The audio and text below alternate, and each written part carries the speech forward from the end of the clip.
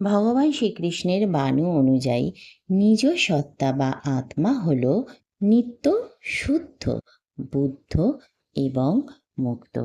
রাধে রাধে বন্ধুরা, তোমরা সবাই কেমন আছো? আশা করি ভালো আছো। তো ভগবানের উপদেশ ভালো করে শ্রবণ করো আর বোঝার চেষ্টা করো।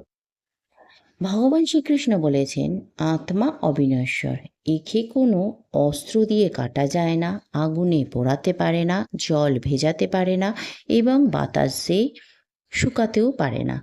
আত্মা জন্ম মৃত্যুর ঊর্ধ্বে, তাই নিজ সত্তাকে চেনা মানে শরীরের নশ্বরতা পেরিয়ে শাশ্বত রূপকে জানা। আমাদের আসল পরিচয় হলো আমরা সেই পরমাত্মারই অংশ, রূপ। তাই নিজ সত্তা হলো সচ্চিদানন্দ, অর্থাৎ সৎ, চিৎ এবং আনন্দ, নিত্য, জ্ঞানময় এবং পরম সুখী। ভগবান শ্রীকৃষ্ণ আরও বলেছেন, যখন মানুষ নিজেকে এই নশ্বর শরীর মনে না করে শাশ্বত আত্মা হিসাবে উপলব্ধি করে, তখন তার সমস্ত ভয় ও আসক্তি কেটে যায়। নিজ সত্তার সাথে যুক্ত থেকে নিষ্কাম কর্ম করাই প্রকৃত জীবন।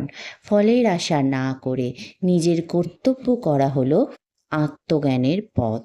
নিজেকে সর্বতোভাবে পরমেশ্বরের চরণে সমর্পণ করে দিলে নিজ সত্তা, ভগবান শ্রীকৃষ্ণের বাণী অনুযায়ী নিজ সত্তা হলো আমি শরীর নই, আমি আত্মা, এই বোধের জাগরণ। তো বন্ধুরা, তোমরা কি বুঝলে? হরে কৃষ্ণা, রাধে রাধে। কেমন লাগলো জানিও।